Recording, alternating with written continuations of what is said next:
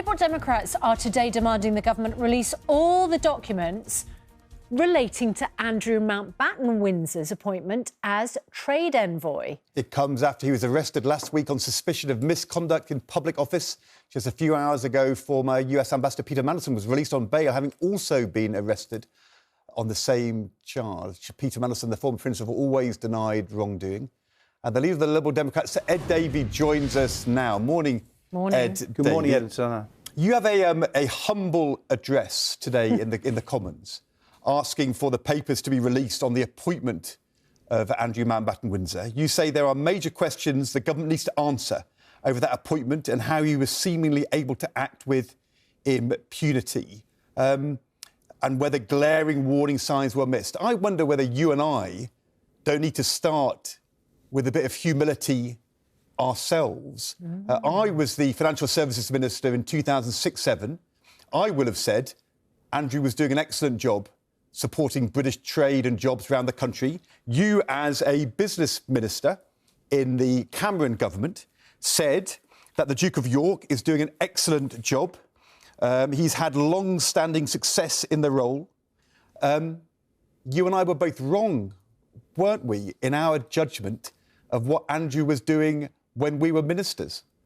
Yes, I agree with you. We do need some humility.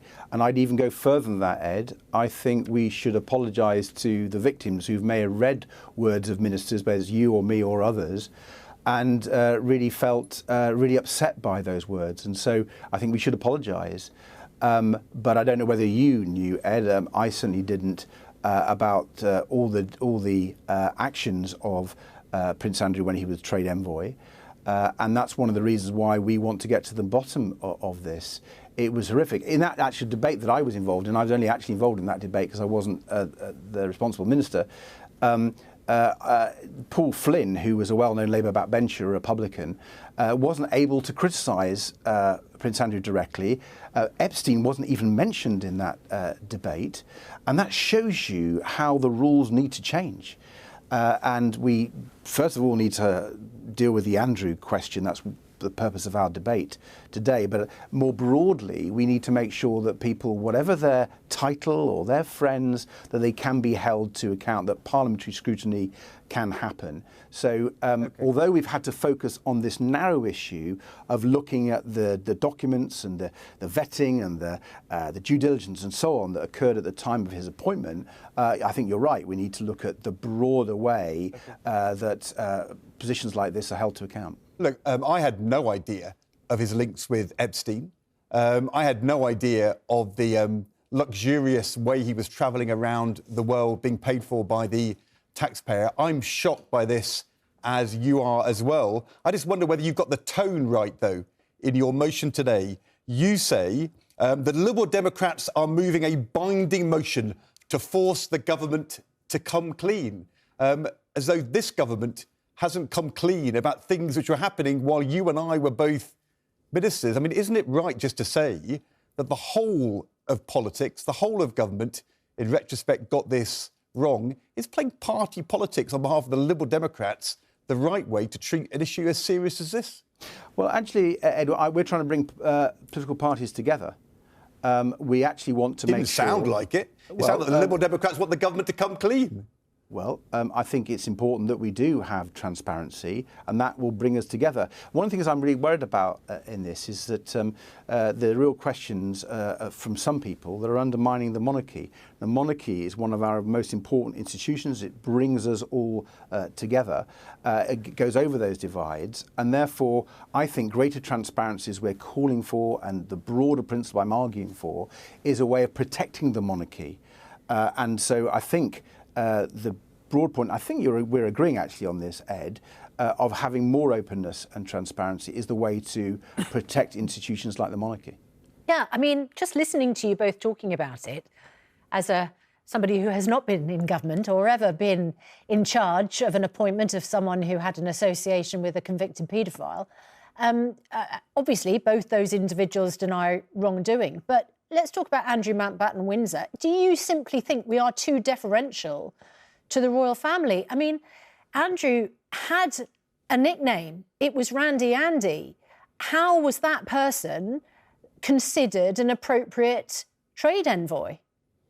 Yeah, well, I agree with you. That's the purpose of our debate today, going back to where this started. But you knew that. You knew that description of him. In when fact, you said he was doing an excellent him. job. You said he was doing an excellent job. I mean, why did you think that? Why did I think that when, in fact, we now know the truth? I mean, don't we have to say that we didn't ask the difficult questions? Or that you weren't listen, telling the truth because you were being deferential to the royal family, which has this kind of status as being perfect and sort of fairy tale-like, and actually is just a series of human beings like everybody else.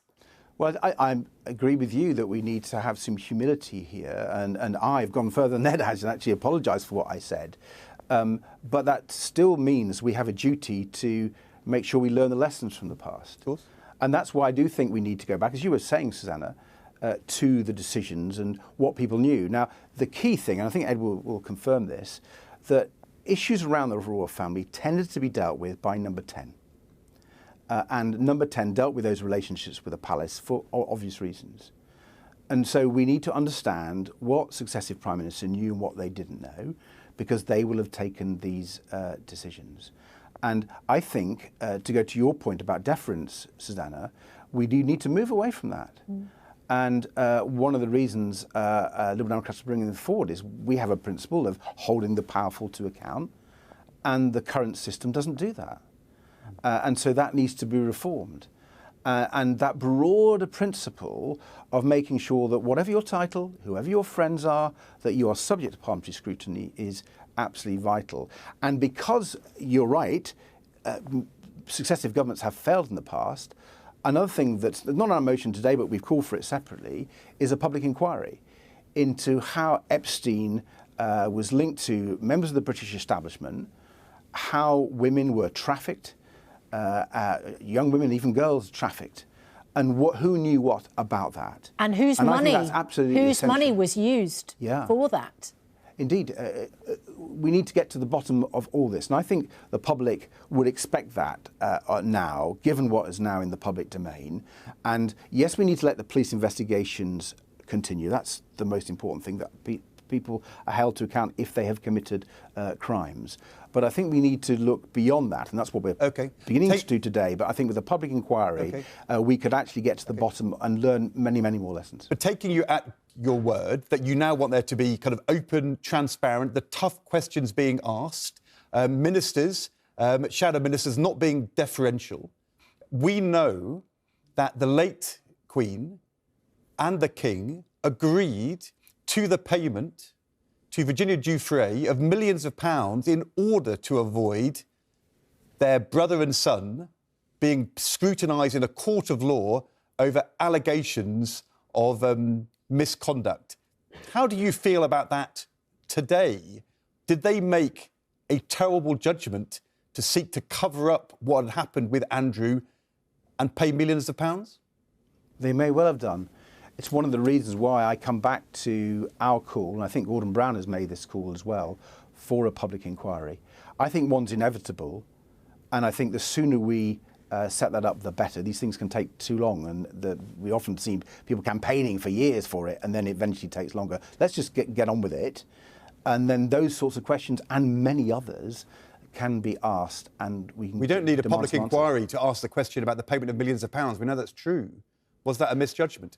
It looks like it may well have been a misjudgment. But all I'm saying to you, Ed, just in the way that you need to look at these in detail and get all the documents into the open light as we're demanding today, I think that should be done in a proper process and not just through a random interview, frankly, no disrespect.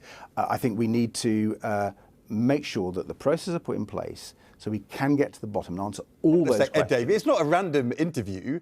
It's an interview based upon a humble address you're putting to Parliament asking for information, and we're getting some information from you and your views, and it turns out to be not random at all. It's rather revealing. We haven't collared you on the street, Ed Davey. Rather challenging towards the monarch and the whole constitutional process of our nation. I didn't mean any disrespect to you. I love coming on your programme, and I love your interviews, OK? Let's be really clear. What I'm saying is, to get to the bottom of these very serious matters, I think you do need a full proper process. That's what we have statutory inquiries for. And I don't know whether you agree with me, Ed, your former boss Gordon Brown certainly does, that we need that type of inquiry to answer all those questions in a proper way. Ed Davey, thank you very much. Thank you. Nice to see you. Thank you.